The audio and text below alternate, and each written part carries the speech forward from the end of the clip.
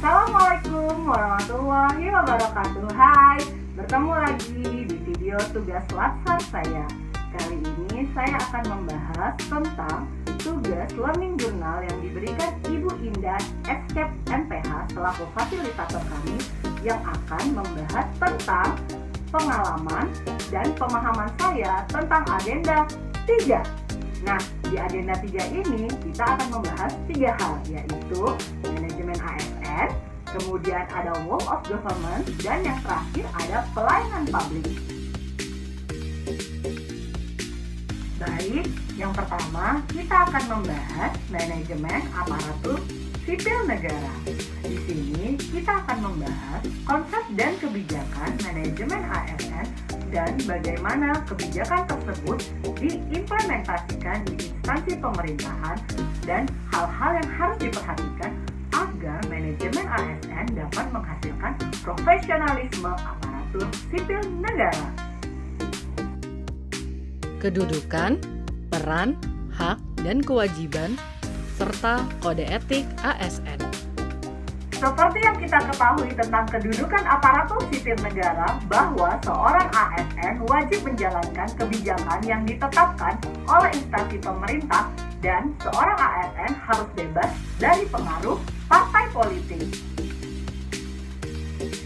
Peran ASN. ASN berperan sebagai perencana, pelaksana, dan pengawas dalam penyelenggaraan pemerintahan dan pembangunan nasional. Tugas ASN yang pertama adalah melaksanakan kebijakan yang dibuat pejabat dan pembina kepegawaian.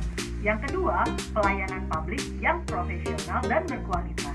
Yang ketiga adalah mempererat persatuan dan kesatuan Negara Kesatuan Republik Indonesia.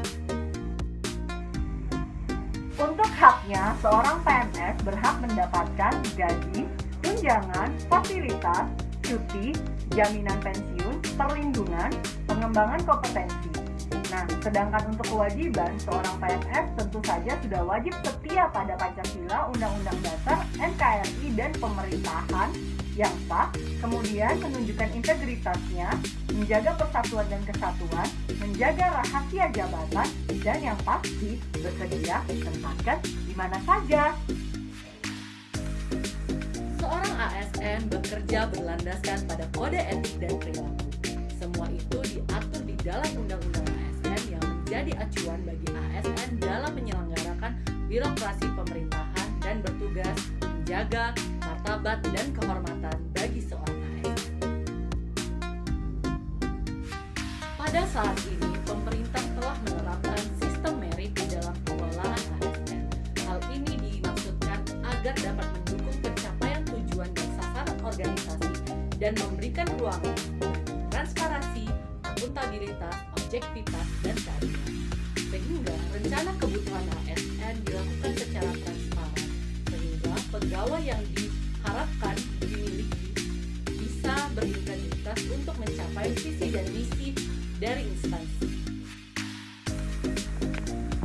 Selanjutnya kita akan membahas Work of Government atau sering juga disebut dengan WOG, yaitu sebuah pendekatan penyelenggaraan pemerintahan yang menyatukan upaya-upaya kolaboratif pemerintahan dari keseluruhan sektor dalam ruang lingkup koordinasi yang lebih luas guna mencapai tujuan-tujuan pembangunan kebijakan.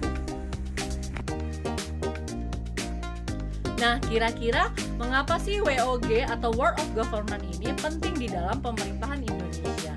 Nah, sebenarnya ada beberapa faktor. Yang pertama, faktor eksternal. Nah, faktor eksternal ini terjadi karena adanya dorongan publik untuk mewujudkan integrasi kebijakan, program pembangunan, dan pelayanan agar tercipta penyelenggaraan pemerintahan yang lebih baik. Nah, yang kedua itu faktor internal. Nah, adanya fenomena ketimpangan kapasitas antar sektoral akibat dari kompetisi yang terjadi antar sektor yang menyebabkan setiap sektor ingin menunjukkan yang lebih baik. Makanya lebih baik jika ada kerjasama di antar instansi ini.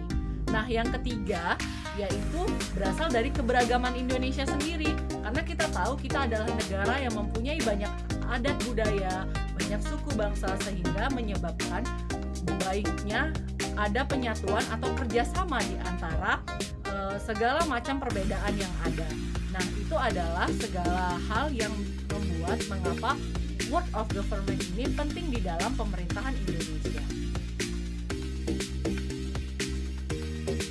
Tantangan di dalam penerapan Word of Government.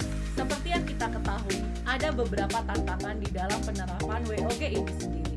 Yang pertama, kapasitas SDM yang berbeda.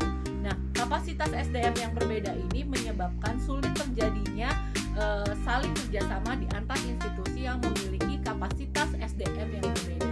Yang kedua, itu ada nilai dan budaya organisasi. Nah, hampir sama seperti kapasitas SDM yang berbeda, adanya perbedaan budaya organisasi tentu saja menyebabkan susah terjalinnya kerjasama di antar organisasi ini. Yang ketiga, yang tidak kalah pentingnya itu adalah kepemimpinan. Nah, kepemimpinan yang dibutuhkan adalah kepemimpinan yang mampu mengakomodasikan perubahan nilai dan budaya untuk mencapai tujuan bersama. Artinya, ketika ingin menjadi sesuatu kerjasama, pemimpin harus mampu melebur segala kepentingan yang ada di dalam sebuah organisasi agar bisa tercapainya tujuan bersama. Ada 5 pola di dalam pola pelayanan Word of Government. Yang pertama, ada pola pelayanan teknis fungsional. Yang kedua, ada pola pelayanan satu atap. Yang ketiga, ada pola pelayanan satu pintu. Yang keempat, ada pola pelayanan terpadu. Dan yang kelima, ada pola pelayanan elektronik. Pelayanan publik.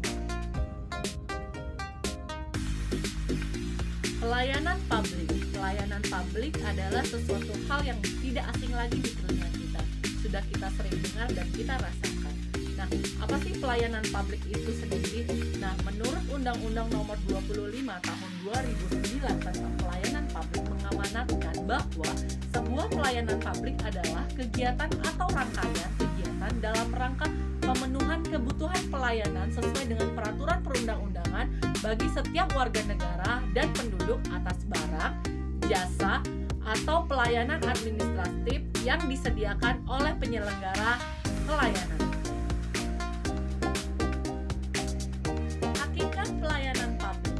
Menurut keputusan Menpan RB nomor 63 tahun 2003, pelayanan publik pada hakikatnya pemberian pelayanan prima kepada masyarakat yang merupakan kewajiban aparatur negara sebagai abdi dari masyarakat. Nah, pelayanan publik ini sendiri ada klasifikasinya, ada 4. Yang pertama, pelayanan administratif. Yang kedua, pelayanan barang. Yang ketiga, pelayanan jasa. Dan yang keempat, pelayanan regulatif. Nah, yang pertama kita akan bahas pelayanan administratif. Nah, pelayanan administratif ini sendiri yaitu pelayanan yang menghasilkan berbagai bentuk dokumen resmi yang dibutuhkan oleh publik. Sedangkan pelayanan barang yaitu pelayanan yang menghasilkan berbagai bentuk jenis barang yang juga dibutuhkan oleh publik. Nah, yang ketiga ada pelayanan jasa, yaitu pelayanan yang menghasilkan berbagai jasa yang dibutuhkan para publik. Dan yang keempat, pelayanan regulatif, yaitu pelayanan melalui penegakan hukum dan peraturan perundang-undangan maupun kebijakan publik yang mengatur sendi-sendi kehidupan masyarakat.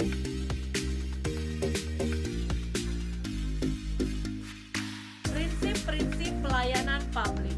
Menurut keputusan Menteri Pendayagunaan Aparatur Negara nomor 63 tahun 2003, ada 10 prinsip dalam pelayanan publik.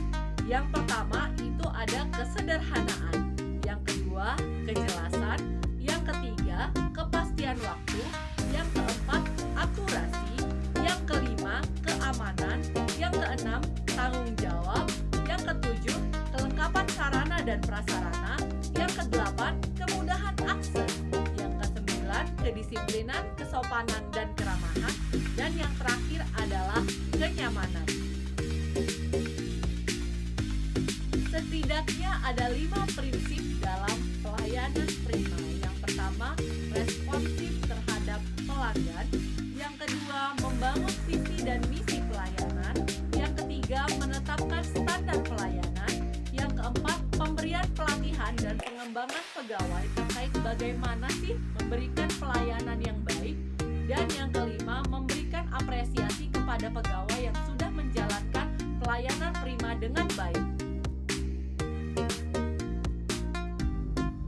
Sebagai ASN yang telah mempelajari nilai-nilai aneka, tentunya kita harus mampu menjalankan prinsip-prinsip pelayanan publik dan prinsip pelayanan prima di dalam pelayanan kita terhadap masyarakat untuk mewujudkan ASN yang profesional, kerjasama, dan melayani. Sekian dari saya, semoga video ini bisa bermanfaat dan mohon maaf apabila ada kesalahan. Saya akhiri dengan Assalamualaikum warahmatullahi wabarakatuh.